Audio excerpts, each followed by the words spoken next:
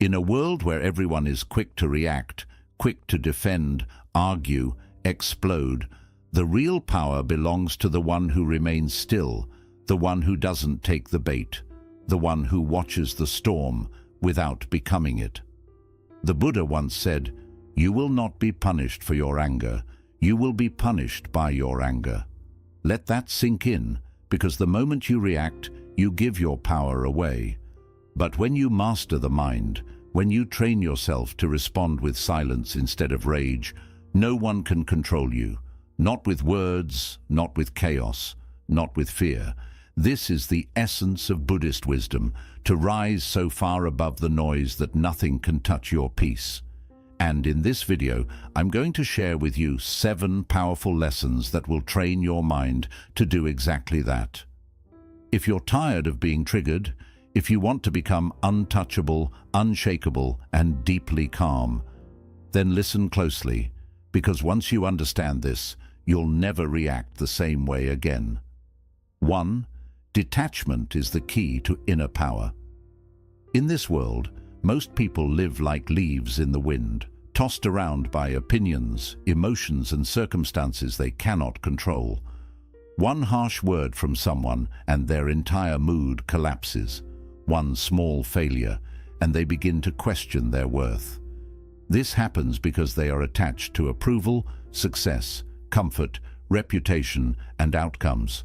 Buddhism refers to this as upadana, which means clinging or grasping. It's this mental and emotional clinging that becomes the root of suffering. The Buddha taught that suffering doesn't come from what happens to you, but from how tightly you cling to what you want to happen. You cling to being liked, to being right, to being in control. And every time life does not meet your expectations, your peace is shattered. Why? Because your happiness was never truly yours. It was rented out to external things. But here's the shift. When you begin to practice detachment, not from love or compassion, but from expectations and control, something remarkable happens. You realize that nothing outside of you has the power to disturb your inner stillness, unless you give it that power. Detachment doesn't mean you stop caring. It means you care deeply but with wisdom. You show up with love. You act with intention. But you no longer tie your identity to the result. Whether someone praises you or insults you, it doesn't move you. Whether you win or lose, it doesn't define you. Your center remains still. This is not coldness. This is clarity. Because when you stop reacting emotionally to everything, you create space. And in that space, peace grows.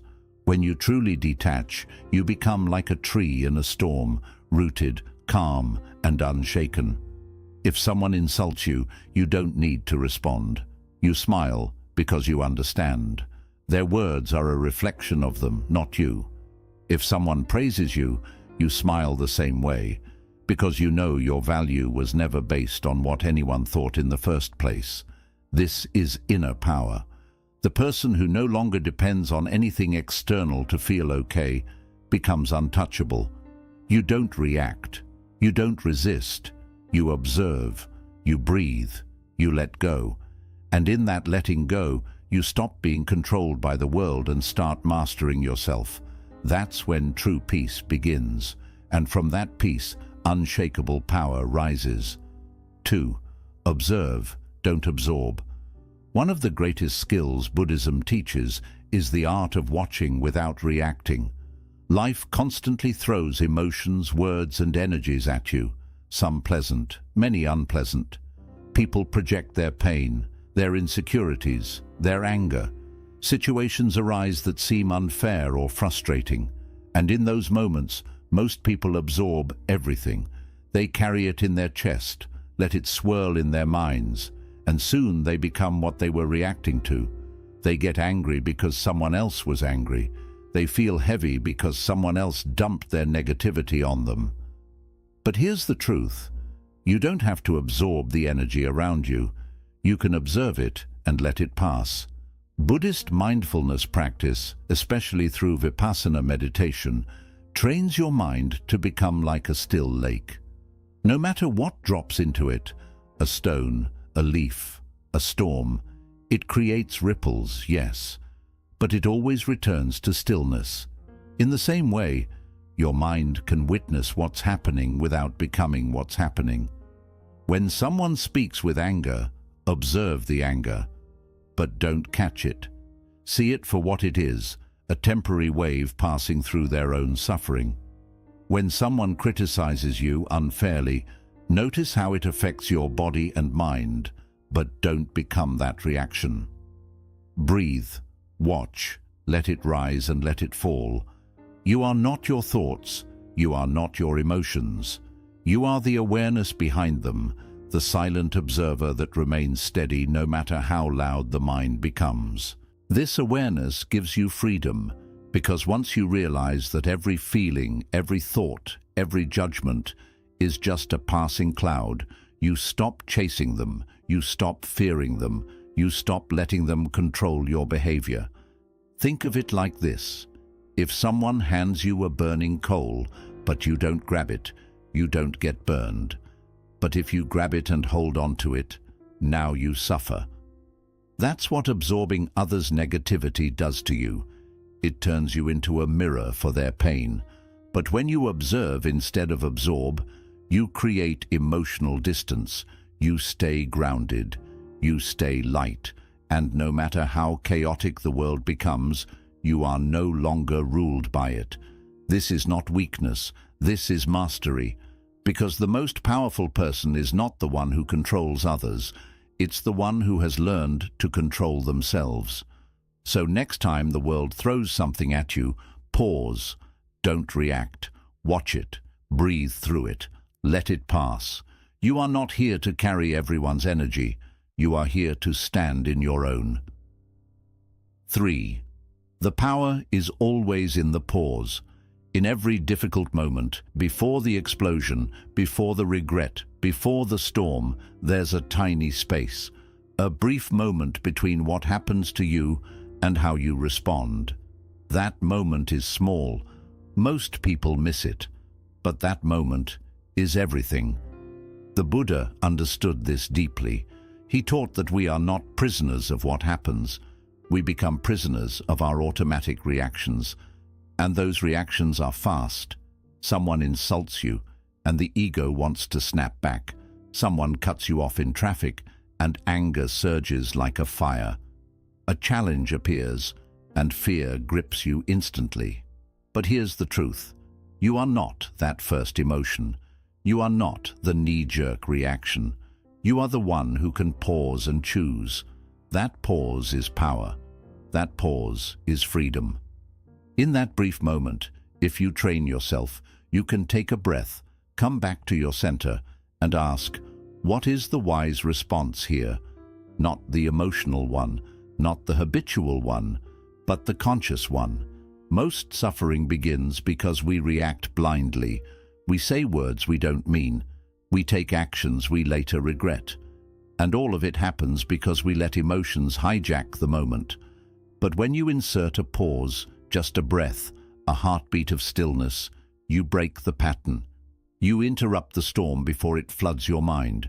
You step out of your conditioned habits and into awareness. Buddhist practice trains this through meditation. You sit, you watch the breath.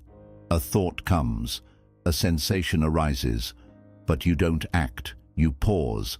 This rewires your brain. It teaches you to feel without reacting, to notice without being controlled. The more you practice this, the stronger your pause becomes. You go from instantly reacting to instantly observing. You learn to speak not to hurt, but to heal. You learn to act not out of impulse, but from grounded clarity. And over time you realize the pause didn't just prevent damage. It created space for wisdom. You didn't just avoid reacting. You rose above the chaos. That's real strength. Not how fast you react, but how deeply you can pause. Because in that pause, you gain your power back. You reclaim your inner space. And from that stillness, you move with intention, not emotion.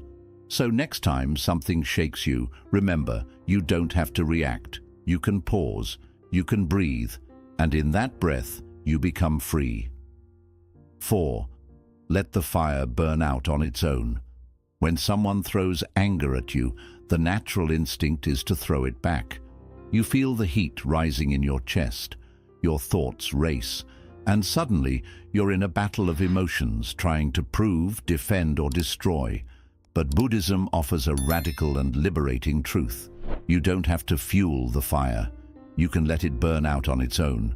The Buddha taught that hatred is never ended by hatred. Not once in human history has more anger healed another's anger. Only non-hatred, only understanding and stillness can bring peace. When someone directs negativity toward you, they are handing you a torch. If you take it, the fire spreads. But if you refuse to pick it up, it dies. That's what inner mastery looks like. It's not about being passive or weak. It's about knowing that engaging in every argument, defending yourself against every insult, and reacting to every provocation drains your peace and strengthens your ego. The ego wants to fight, but the soul wants to stay free. Imagine this: someone comes to you full of rage. They scream, they insult, but you remain calm. You don't argue, you don't defend. You simply let them speak. And when they're done, you choose silence. No reaction, no emotional response, just presence. At first, it may confuse them. Then, it disarms them, because they realize something they never expected. They can no longer control you. Your refusal to respond is not weakness. It's a higher form of power. Because when you don't return anger with anger, you don't carry it in your heart. You stay light, you stay free. Think of it like this. If someone hands you a heavy rock and you refuse to carry it, who holds the burden? They do. That's exactly what happens with emotional fire. If you don't pick it up, it stays with them and slowly extinguishes on its own. Letting the fire burn out also protects your mind. Every reaction you make strengthens a habit in the brain. If you keep responding to negativity with more negativity, you train yourself to be reactive, angry, and unstable. But if you consistently choose calmness and space, you rewire your mind for peace, for wisdom, for control. You become like a stone temple in the middle of a storm. No matter how hard the wind blows, it cannot be moved. That's who you're becoming. A person whose peace can't be disturbed because you've learned that your energy is sacred and you refuse to waste it on meaningless fires. So next time someone tries to pull you into their drama, ask yourself, is it worth my peace? Do I need to light my own soul on fire just to win this moment? The answer is no. Stay quiet. Stay centered. Let their fire burn out while you remain untouched by the flames, because your peace is not something they can take. It's something you protect with your silence, your awareness, and your refusal to be moved. 5. Silence is the language of the wise. In a world where noise is constant, opinions are loud, and everyone seems to be in a race to be heard, silence has become rare and powerful. Buddhism teaches us that silence is not simply the absence of words. It is the presence of deep awareness. It is the space where wisdom lives. In the Dhammapada, it is written, "Better than 1,000 hollow words is one word that brings peace." And sometimes even that one word is unnecessary. The person who has mastered silence doesn't need to explain themselves. They don't need to fight for attention or prove their worth or out-talk anyone. They speak when it is necessary. They stay silent when it is wise, and when they do speak, their words carry weight because they are rooted in clarity, not reaction. You see, when you speak from a place of ego, you often say things that bring regret. You say too much. You defend too hard. You argue too long. You lose your peace just to win an argument that, in the end, didn't matter.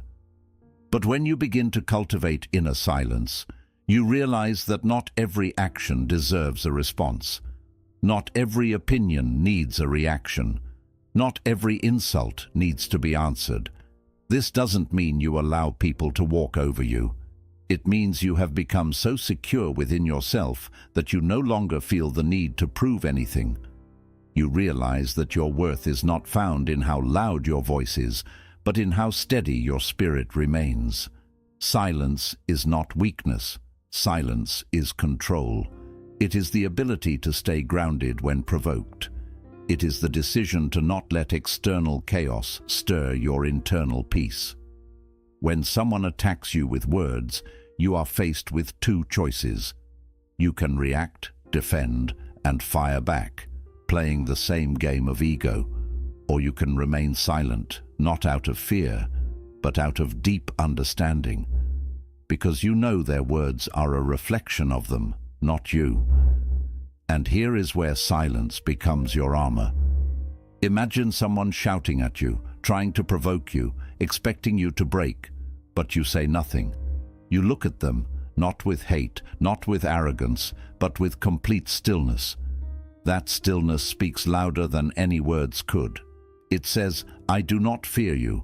I do not need your validation, and I will not give you the power to control my state of mind." That is power. That is spiritual maturity, and that is the language of the wise. The Buddha himself was a master of silence. He would sit quietly when questioned by those who wanted to trap him with words. He knew engaging with ignorance often fuels it. Silence, on the other hand, often dissolves it.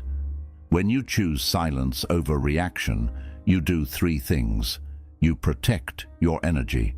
Words are powerful. Engaging in constant debates and emotional reactions drains your mental energy. When you stay silent, you save that energy for what truly matters.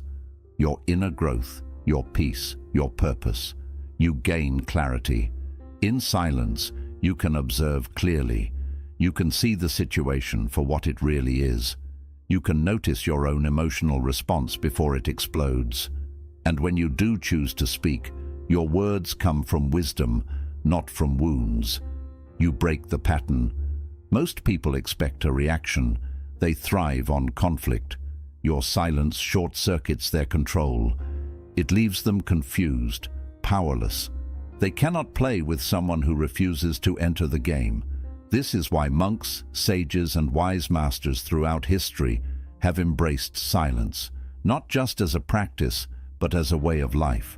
Because silence is healing, silence is discipline, silence is strength in its purest form. And here's something powerful. Silence isn't only about not speaking to others. It's about learning to be silent with yourself.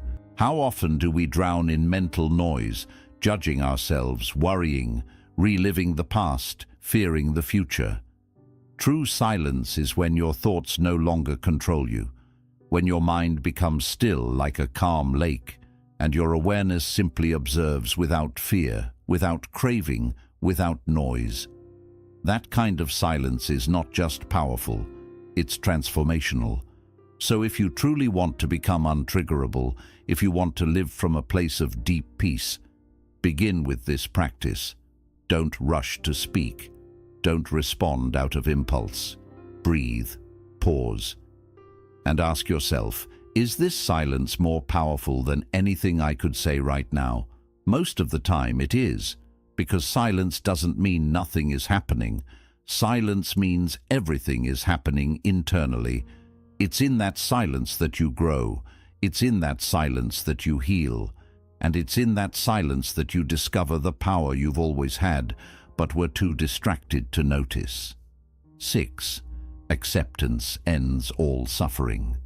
At the heart of Buddhist wisdom lies a truth that many struggle to face. Suffering is not caused by what happens to us, but by how we resist what happens. We suffer not because life is difficult, but because we believe it shouldn't be. We resist the pain, the loss, the discomfort, the unfairness, and in that resistance, we create a storm inside ourselves. The Buddha taught that all suffering arises from craving, from wanting reality to be something other than it is. We crave certainty in an uncertain world.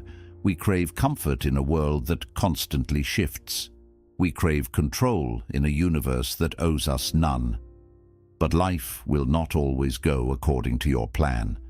People will hurt you, dreams will break, health will fade, loved ones will leave, and no amount of control, worry, or resistance will change that. That's why acceptance isn't weakness. Acceptance is liberation. Now let's be clear. Acceptance does not mean you like what's happening. It doesn't mean you approve of injustice, betrayal, or failure. It means you stop fighting reality with your mind. You let go of the mental war that keeps you stuck, bitter and exhausted.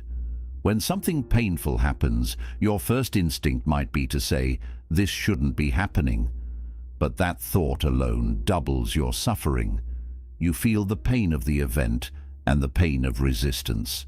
Acceptance, on the other hand, is saying, "This is what is. I don't have to love it, but I don't have to fight it either." Imagine you're caught in the rain with no umbrella. You can scream at the sky, curse the clouds, and get angry about being wet. Or you can breathe, feel the raindrops, and simply walk. Either way, you're getting wet. But only one path brings peace. This is what Buddhist acceptance looks like. It's an internal surrender to the truth of the moment. Not because you're giving up, but because you're waking up. You're waking up to the reality that resisting the present moment only deepens your suffering. You're waking up to the understanding that peace doesn't come from changing what is, but from being at peace with what is. This doesn't mean you stop striving. It means you stop arguing with life as it unfolds. You do what you can. You change what is within your control. But you no longer poison your soul with rejection of what's beyond it. Acceptance also frees you from people's behavior. You can't control how others act. People may disrespect you, misunderstand you, or mistreat you. You could spend your life trying to fix them. Or you could accept who they are and set clear boundaries from a place of peace, not rage. When you accept others as they are, not in resignation, but in recognition, you take back your emotional power. You stop needing them to behave a certain way to be okay. You stop being controlled by their actions and instead live from a place of inner stability. Even with yourself, acceptance is the first step to transformation. You can't change what you haven't accepted. You can't heal from something you're still denying. Accept your flaws, your mistakes, your shadows. Not because you want to stay there, but because only from full awareness can you begin to evolve. And here's the beautiful paradox. The moment you stop resisting your pain, it begins to soften. The moment you stop running from your fear, it begins to lose its grip. The moment you say, "This is how it is right now," you create space for peace to enter. Acceptance isn't the end, it's the beginning. It's the moment you stop pushing and start flowing. You stop being a prisoner to outcomes and start becoming a master of your inner world. Let's take this deeper. When you accept life, you align yourself with reality, and in that alignment, things begin to shift. Not because you force them, but because you no longer block them with resistance. Peace, clarity, and strength arise naturally. You are no longer swimming upstream against life. You are flowing with it, adjusting with grace, moving with wisdom. This doesn't mean life gets easier. It means you get stronger. You are no longer shaken by every change, every loss, every discomfort, because you've stopped expecting the world to behave a certain way. You've stopped needing the moment to be perfect in order to be at peace. So when something painful happens, instead of saying, "Why me?" try saying, "What now?" Instead of collapsing into resistance, rise into awareness. Breathe, feel, let it be. You don't have to like it. You don't have to stay in it. But you don't have to fight it either. Acceptance is your doorway to freedom. It doesn't erase the challenge, but it removes the suffering around the challenge. It opens your heart to clarity and shows you what's next, without the noise of resistance clouding your mind. Because once you learn to accept what is, fully, openly, without judgment, you become the calm in the storm. You stop being a victim of circumstance, you stop being ruled by fear, and you begin to move through life with the quiet confidence of someone who knows, I can face whatever comes because I don't need to fight it anymore. That is true peace. And the best part is that peace isn't waiting for life to be perfect. It's waiting for you to stop resisting, right here, right now. Now, let's look at something most people miss, the power of focused energy over time. In Buddha's teachings, there's a deep truth that often goes unnoticed. It's the idea that small, steady efforts of the mind, when repeated, create real and lasting change. This is called bhavana, the training and growth of the mind. Simply put, your life moves in the direction of your attention, and when your focus is calm, steady, and purposeful, even the smallest inner shifts can lead to big change. But here's the challenge many face: scattered energy. Their focus is spread in too many directions. They react to random comments. They're distracted by phone alerts. They're pulled by emotions they never take time to notice. Their mind jumps from past regrets to future worries, from comparing to doubting, from the present to noise, again and again. And this scattered attention isn't just tiring, it's weak. Because energy without direction is like water without a container. It spills, it fades, it disappears. But when you begin to hold that energy with mindfulness and clear intention, everything begins to change. It spreads your energy thin. It makes your mind quick to react. It leaves your spirit uneasy. Buddhism shows the opposite way. It teaches you to pull your energy back, bring your focus to the present moment, train it, sharpen it, aim it like a beam of light, and use that steady energy for growth, peace, and clarity. This isn't something you do just once. It's something you practice every day, with every breath, with every reaction you choose not to follow, with every negative thought you notice but don't obey, with every quiet moment in the middle of noise. And slowly, something beautiful and almost unseen begins to happen. You start to change from within, not because you forced it, but because you grew it. Let's understand this clearly. Picture a drop of water falling on the same rock every day. One drop looks like nothing, but drop after drop, over time, the rock is shaped. Your mind works the same way. Every time you return to awareness, you reshape it. Every time you choose calm over reaction, you build discipline. Each time you stay silent instead of striking out, you grow your inner strength. These small changes may seem tiny at first, but with time, they add up. They bring real change that becomes part of you, not because you tried hard, but because you trained well. This is what leads to real change. Not sudden bursts of motivation, not big promises, but steady focus, quiet discipline, and daily mindfulness. And here's the miracle. The more you turn your energy inward, the more peace you feel on the outside. The more grounded you are, the less the world can shake you. And the more present you become, the more life flows in tune with your spirit. This isn't about being perfect, it's about being aligned. You start living in line with what matters most: your values, your inner truth, your path. Distractions lose their grip, triggers lose their control. And peace isn't something you run after anymore. It becomes part of who you are. Now, some might wonder, what if I've failed before? What if I lose focus? What if I lose control sometimes? The answer is simple. Start again. Start again, and again, and again. That's the path of practice. Even wise monks and great teachers have drifted into thought, felt strong emotions, or slipped into old ways. But they returned. They brought their focus back. And each time they returned, they grew stronger. You don't need to be perfect to change your life. You just need to stay committed to returning, to your breath, your center, your practice. This kind of focused energy isn't harsh. It's not about forcing or pushing. It's about gently reminding yourself again and again what truly matters, and letting your actions, your words, and your thoughts slowly line up with that. Over time, your nervous system starts to calm down, your reactions slow, your breathing gets deeper, and your presence is felt, not just by you, but by the people around you. You become someone whose calmness brings calm to others, whose quiet says more than loud words, whose energy stays steady no matter what. Because you've trained yourself, moment by moment, choice by choice, to become steady and strong.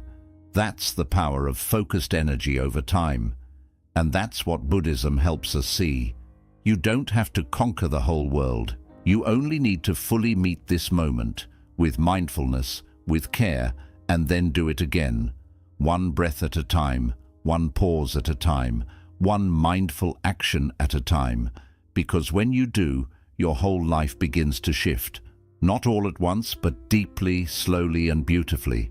Now you can see the real goal isn't to control the world. The goal is to understand and guide yourself. You don't need to win every fight. You don't have to respond to every insult. You don't need everyone to get you or praise you. Because true peace, the kind that can't be shaken, doesn't come from changing the outside world. It comes from changing what's inside. Through detachment, you release the things that once held you back. Through observation, you learn to see clearly without being carried away by every wave. Through the pause, you take back your power before emotions take over. Through non-reaction, you let the fire die out without feeding it. Through silence, you rise above the noise and become a quiet force of strength. Through acceptance, you stop fighting reality and begin to move with it. And with focused energy, you gently and steadily reshape your whole life from within. This isn't a change that happens overnight. It's a daily practice, a return to stillness, moment by moment. But the more you follow this path, the stronger and steadier you become. People may still try to upset you. Life may still challenge you. But you will no longer be controlled by it. You will watch it. You will understand it. And you will stay calm within it. That is real freedom. That is true strength. So the next time life tries to pull you off balance, remember, you are the mountain. You are the quiet. You are the space between trigger and response. And in that space, nothing can harm you.